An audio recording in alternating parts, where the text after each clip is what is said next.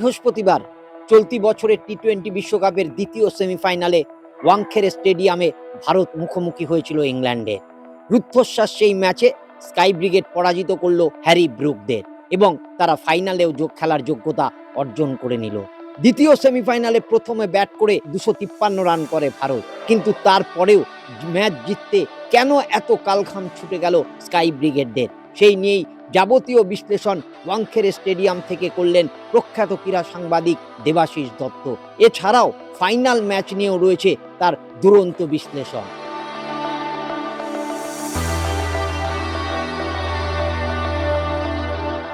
এখন তো এক্সাম তো ম্যাচই হয়ে আসছে, কিন্তু ইংল্যান্ড যেভাবে নিজেদের সংঘবদ্ধ করে এবং একেবারে ভয়ডরহীন ক্রিকেট খেলার চেষ্টা করলো সেটা খুব কম আমরা দেখেছি। কিন্তু এছাড়াও বিভিন্ন বিশ্বকাপ থেকে আরম্ভ করে টেস্ট ম্যাচেও পর্যন্ত প্রায় টেস্ট ম্যাচ দেখেছি, তবে সব মিলিয়ে অন্যরকম একটা উত্তেজনা ছিল। কিন্তু 253 রানের জবাবে ওভার পিছু 13 রান করে ম্যাচ জিততে পারা যাবে, এই ভাবনাটা বোধহয় ইংল্যান্ড শিবির আমদানি করেছে একমাত্র তাদের আক্রমণাত্মক মানসিকতার কারণে। এতে তো কোনো সন্দেহ নেই, তো নিজেই বলছে যে আমি শিখেছি খেলাটাকে সম্মান জানাতে হবে। আমি কি জানি সেটা বড় কথা না, কিন্তু কখনো কোনো ব্যক্তি কখনো প্রতিষ্ঠানের থেকে বড় হতে পারে না। It's a great game. এবং আমার এই যে ধৈর্যের অভাব ঘটছিল, আমি ভেবেছিলাম মেরে ফাটিয়ে দেবো, এই মানসিকতা থেকে আমি যে বেরিয়ে আসতে পেরেছি এর জন্য লাগলো এতগুলো বছর। কিন্তু আমি এই মুহূর্তে খুব স্বস্তিতে রয়েছি এবং আমার যেন মনে হচ্ছে যে এই স্বস্তিটা আরো বাড়বে যদি আমি এই ফর্মটা আমি ফাইনাল পর্যন্ত টেনে নিয়ে যেতে পারি। আসল কথা তো হলো আমার নিজের সেঞ্চুরি পেলাম কি পেলাম না, বড় রান পেলাম কি পেলাম না, ম্যান অফ দ্য ম্যাচের পুরস্কার পেলাম কি পেলাম না, এটা আমার কাছে গুরুত্বপূর্ণ নয়। গুরুত্বপূর্ণ হচ্ছে যে দল চ্যাম্পিয়ন হতে পারলো কিনা। তো এটাও কিন্তু একটা নব উন্মেষ যা উদ্ভাসিত হয়েছে সঞ্জু স্যামসনের কথাবার্তা। খুব খারাপ হয়তো বললাম, কখনো কখনো কেউ কেউ পরিচর্যার ভূমিকা পালন করছে। জসপ্রীত বুমরা যেভাবে 4 ওভার বোলিং করতে এসে 6টা ইয়র্কার ডেলিভারি দিয়ে নাস্তানাবুদ করে দিল ইংরেজদের, সেটা না ঘটলে কিন্তু আজকে এই 7 রানের জন্য হেরেও যাওয়ার সম্ভাবনা ছিল। যতই আনন্দ করা হোক না কেন, এই বোলিং ব্যর্থতার কারণে কিন্তু একটা খোঁচাখুচি চলছে।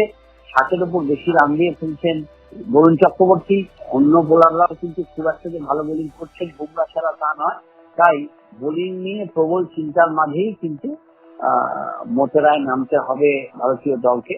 তবে হ্যাঁ, ওই যে কেউ কেউ একজন এসে ম্যাচ শেষ পর্যন্ত বের করে দিয়ে যাচ্ছে বলে এই অভ্যাসটা চিরকাল চলবে বা এই ট্র্যাডিশনটা চলবে শেষ ম্যাচ পর্যন্ত, এটা ভাববাটা একটু বাড়াবাড়ি।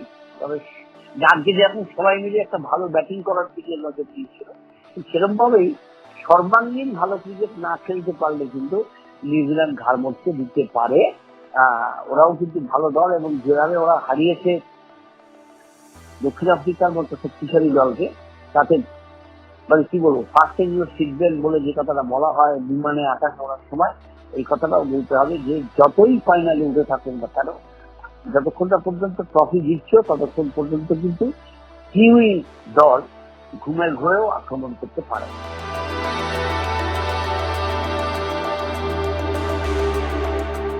ওর জন্য তো হয়নি, ওর একটা দল গলিয়েছে। এই তো ক্যাপ্টেন হলে হবে না তো? আপনার পকেটে মনে করুন 500 টাকা নিয়ে আপনি একটা বাসে উঠেছেন, বাস থেকে আপনার নামার সময় দেখলেন যে 500 টাকাটা নেই, আপনার মুখ শোকাবে কি শোকাবে না? একটা সবাইকে নিয়ে চলার চেষ্টা করছে হাসি হাসি মুখে, একটা কঠিন দল এবং এদেরকে সবার সঙ্গে সবার সমঝোতা করে ভালোবেসে সবাইকে নিয়ে চলার পথে একটা ধুম করে ছন্দপতন হয়ে গেলে মুখ শুকনো হবে না?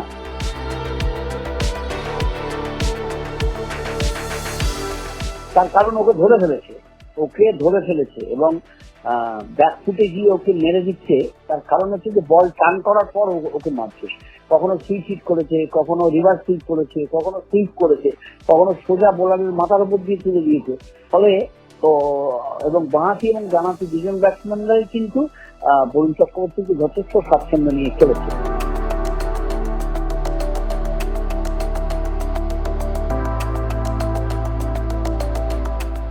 ওই ক্যাচ ধরাটা যুগ্মভাবে যদি ওই ক্যাচটা না ধরতো তাহলে ইন্ডিয়া 6 করে দিতে হতো।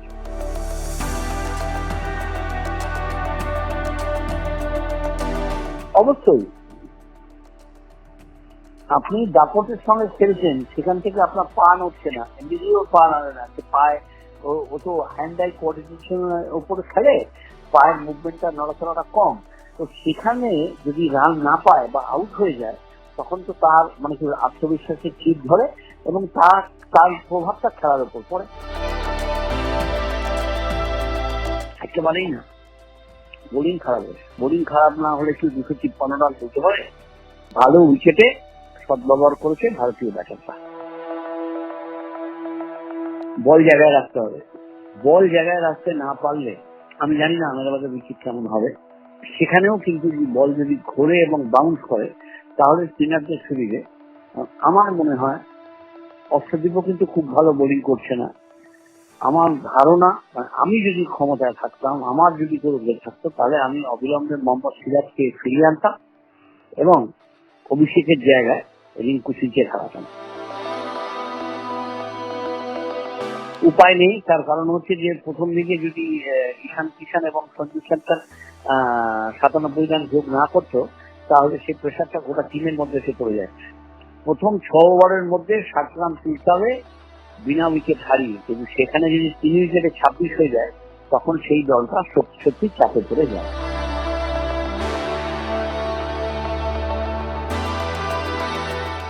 সবাই খুশি, সবাই তো চাইছে যে ভারত ফাইনালে খেলি, সেটা তো বড় কথা না। আর সবচেয়ে বড় কথা হচ্ছে একটু আগে ম্যাচ শেষ হয়েছে, আমি নিজের লেখা নিয়ে ব্যস্ত ছিলাম, আমি কারোর সঙ্গে কথা বলতে পারিনি। কথাটা বলা হবে সেটা কাল থেকে শুরু হবে।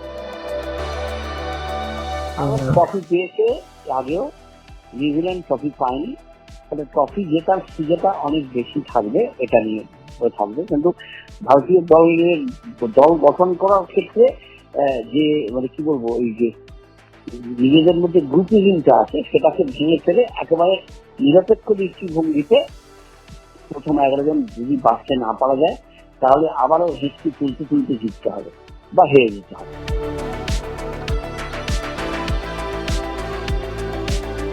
আমি একটু আগেই বললাম যে আমি অভিষেককে বিশ্রাম দেব এবং অর্শদীপের জায়গায় আমি অর্শদীপের বলটা জোর কম তো তাই দেখে মেরে দিতে পারছে, কিন্তু একটা গতিময় বোলারের দরকার, সেই জন্যই মোহাম্মদ সিরাজকে দলে চাইছি। শুনলেন প্রখ্যাত ক্রীড়া সাংবাদিক দেবাশিস দত্তের চুলচেরা বিশ্লেষণ। এছাড়াও ক্রিকেটের আরো খবর জানতে আপনারা দেখতে থাকুন খেলবাজ।